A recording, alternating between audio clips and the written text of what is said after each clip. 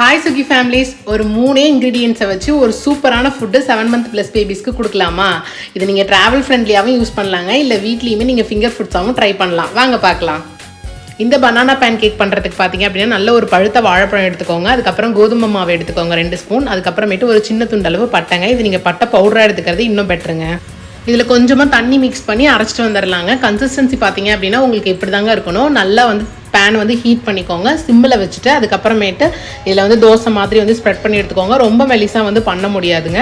சிம்மில் வச்சுக்கோங்க, தீச்சிடாதீங்க. சப்போஸ் உங்களுக்கு கன்சிஸ்டன்சி பார்த்தீங்கன்னா கொஞ்சம் தண்ணி மாதிரி வந்துருச்சுன்னா நீங்கள் இன்னும் கொஞ்சம் கூட கோதுமை மாவு இதை ஆட் பண்ணிக்கலாங்க. இதில் எந்த பேக்கிங் சோடா பேக்கிங் பவுடரும் போடலை. நம்ம அப்படியே பனானா கோதுமை மாவு இந்த சினாமன் இது மூணுத்தையுமே வச்சு மட்டும்தான் யூஸ் பண்ணியிருக்கோம். ஸோ பேபிஸ்க்கு ஒரு சூப்பரான வெயிட் கெயின் ஃபுட்ங்க இது.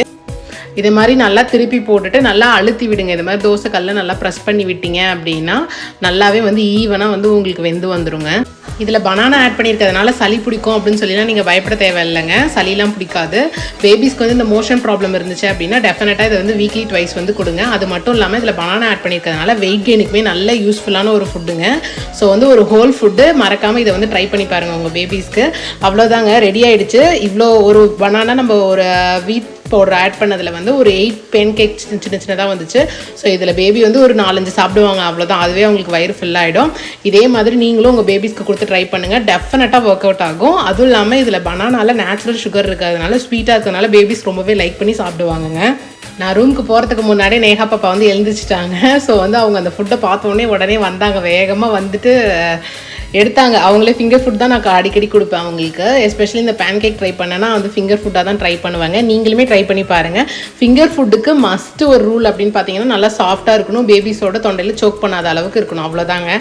ஸோ அவங்களே எடுத்து சாப்பிட ஆரம்பிச்சிட்டாங்க. ஓரளவுக்கு நல்லா இன்ட்ரெஸ்டிங்காக சாப்பிடுவாங்க. நேஹாவுக்கு இது ரொம்ப பிடிக்கும். ஏன்னா ஸ்வீட்டாக இருக்கிறதுனால அவங்க கொஞ்சம் நல்லாவே ரசித்து சாப்பிடுவாங்க. அப்புறம் ஃபிங்கர் ஃபுட் கொடுக்கும்போது அவங்க இவ்வளோ சாப்பிட்றாங்களா அவ்வளோ சாப்பிட்றாங்களா அதெல்லாம் கணக்கு கிடையாதுங்க. அவங்களே எடுத்து சாப்பிட்றாங்களா அதுதான் மேட்ரு. ஸோ அவங்களே எடுத்து சாப்பிட பழகிட்டாங்க அப்படின்னா அதை நீங்கள் டிஸ்டர்ப் பண்ணாதீங்க. நடுவில் ஊட்டி விடவோ எதுவுமே ட்ரை பண்ணாதீங்க. அவங்களே எடுத்து சாப்பிடுவாங்க.